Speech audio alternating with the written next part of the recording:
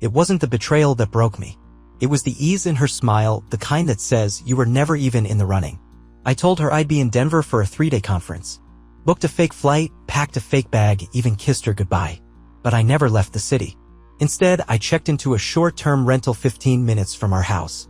Sparse furniture, peeling wallpaper, the kind of place that smells like someone else's life. But it had Wi-Fi, a working kettle, and the kind of silence you need when you're watching your marriage fall apart frame by frame. She smiled as I left that morning. Not nervous, not hesitant, relieved. That smile haunted me more than anything I saw on the cameras. 3 weeks earlier, I started placing them.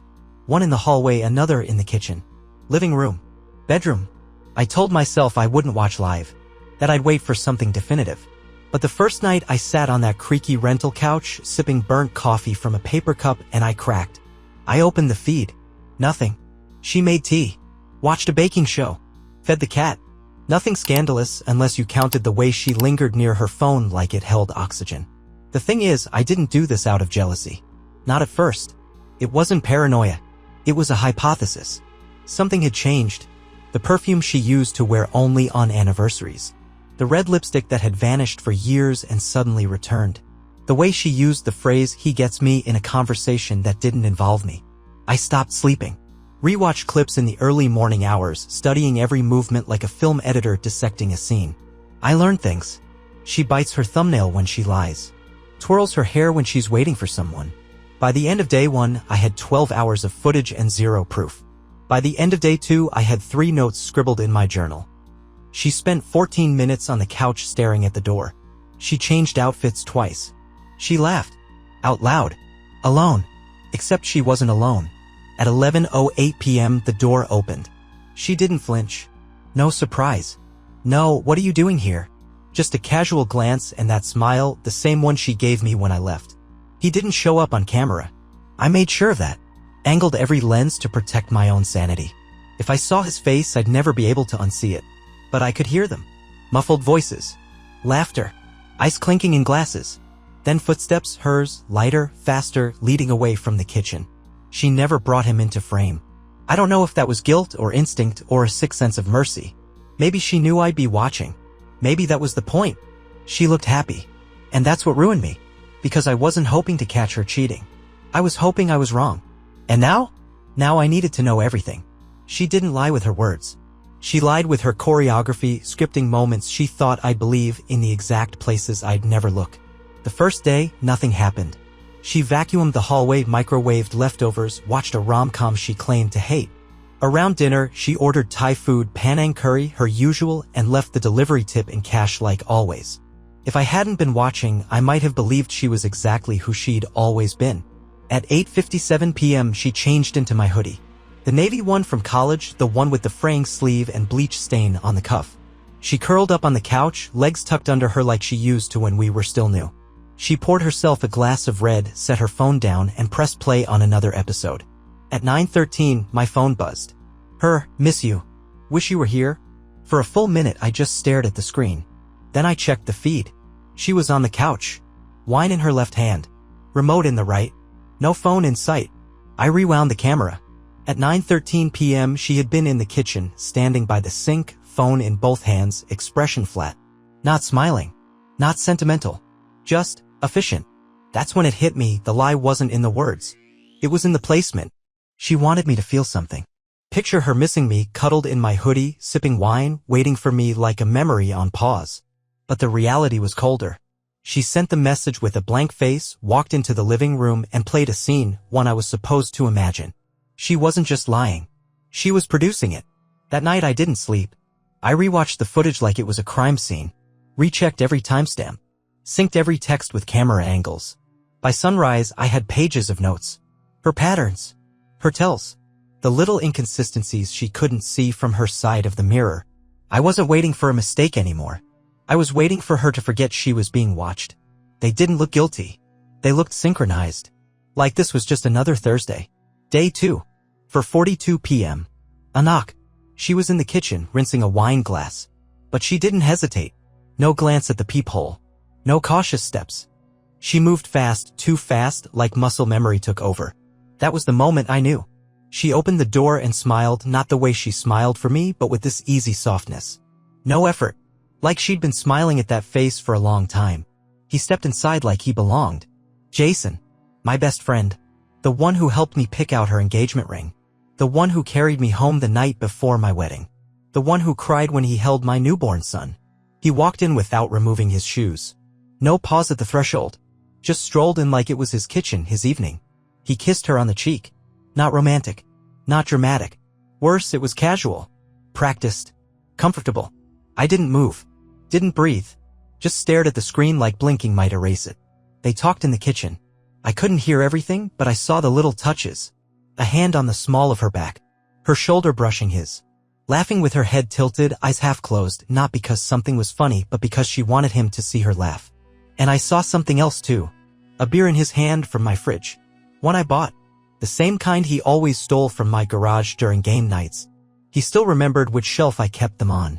My heart was racing, but not from rage. It was recognition.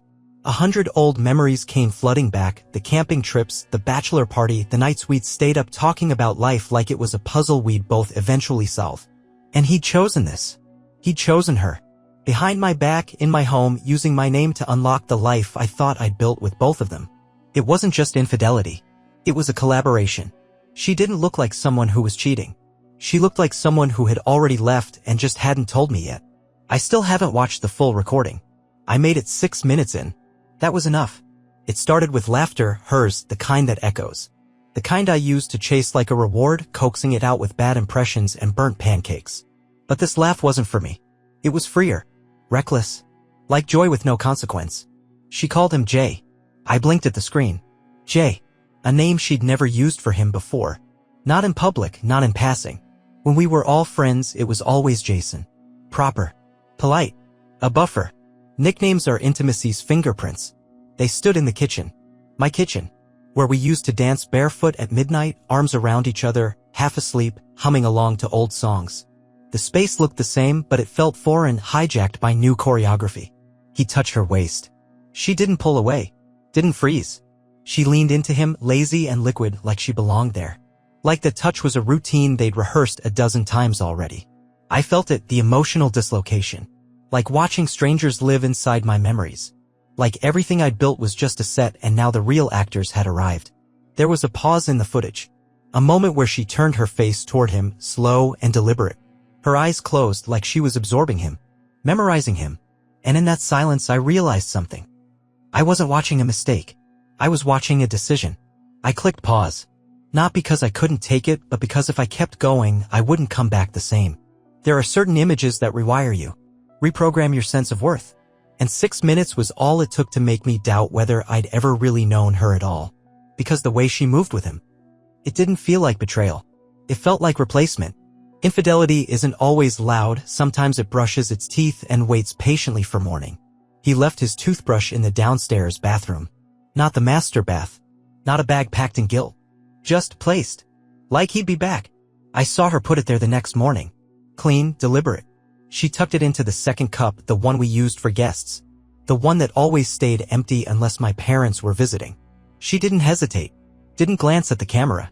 Just slid it in beside the spare toothpaste and shut the cabinet like it was any other Tuesday. I paused the feed. Rewound it. Watched it again. Slower. There was no rush in her movement. No flicker of nervousness in her eyes. That toothbrush didn't represent shame. It represented permanence. Integration. An object crossing the line from temporary to normal. She'd made room for him. It wasn't the act itself that undid me. It was the timing. I cross-checked the footage from the night before 3:17 a.m. He'd come back. After I assumed he'd gone. After they'd already said goodnight, he returned. No knock. No call. Just walked in with a duffel bag like this was his place too. And then at 7:42 a.m. she made it official. Not with words. Not with confessions. But with a blue-handled toothbrush in a plastic guest cup, the same way you'd mark territory in someone else's life. That was when my hypothesis became fact. This wasn't a spark. This wasn't a slip. It was a system. A routine. Planned. Rehearsed. Safe enough to repeat. The kind of betrayal that didn't just grow in the shadows, it lived in the daylight, smiled at the mirror, maybe even waved goodbye when I left for work. And I started to wonder how many other objects were his. How many items I thought were ours were now shared. How long she'd been curating the illusion of us while building something new behind my back. Trust doesn't vanish in an explosion. It dissolves in details. One toothbrush at a time. I didn't want closure. I wanted a record.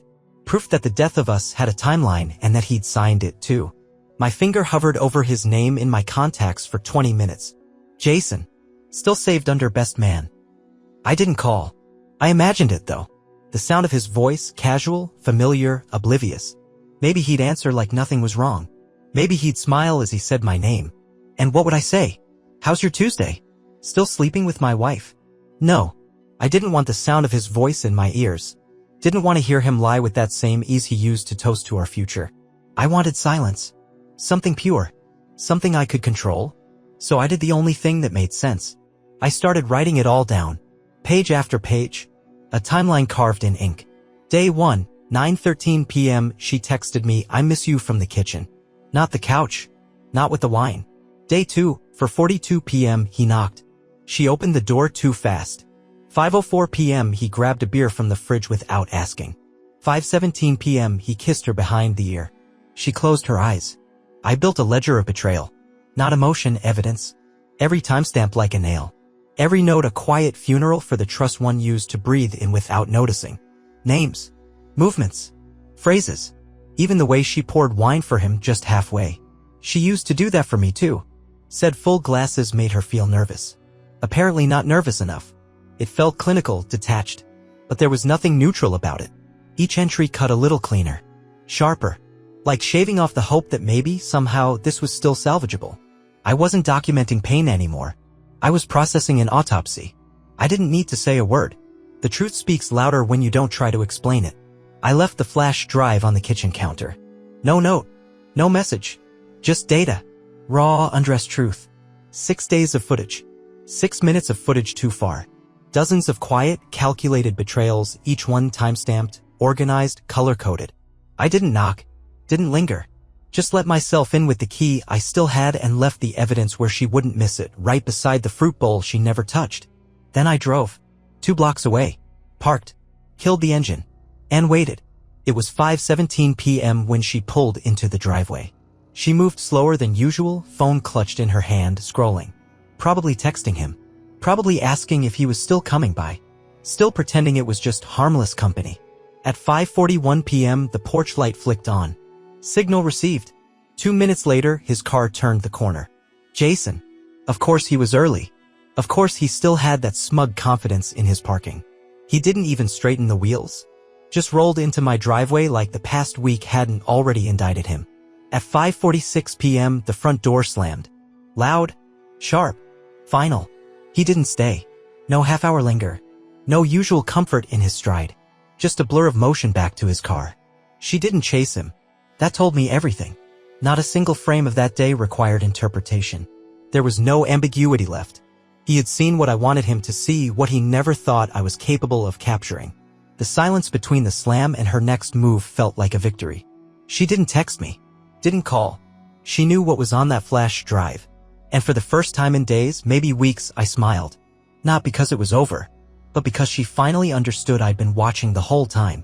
Her words came too late to matter, like closing a door after I'd already walked through it. I know you saw everything. Please come home. I want to explain. 17 words. No apology. No denial.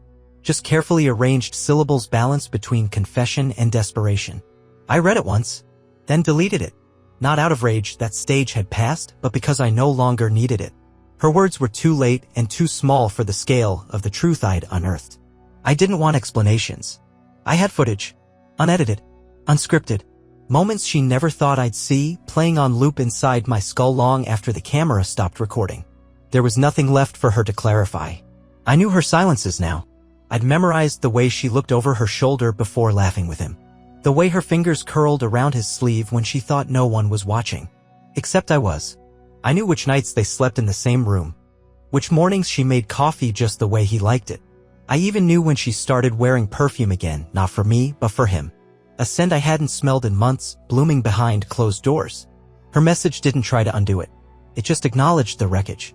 A quiet nod toward the smoking remains of something that used to be called a marriage. And yet, what unsettled me most wasn't the lack of remorse. It was the efficiency of it. 17 words. Like she'd rehearsed them. Like she'd weighed each one against the risk of saying too much. But I'd seen it all. Frame by frame. Lie by lie. There were no shadows left to hide in. No missing context. Just the hollow sound of nothing, of someone trying to speak after the silence has already answered. Betrayal is cruel, but watching someone pretend it wasn't intentional is what truly twists the knife. He emailed me 3 days later. Subject line, I owe you an apology. I opened it in a grocery store parking lot, engine off, rain streaking the windshield. I read every word without blinking.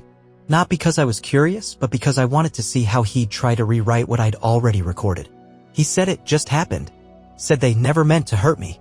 Said you're like a brother to me 3 times, like repetition might soften the knife he'd buried between my ribs. He claimed it started at her birthday party. The one I planned for 3 weeks. The one where I drove across town to pick up the cake she said she didn't want.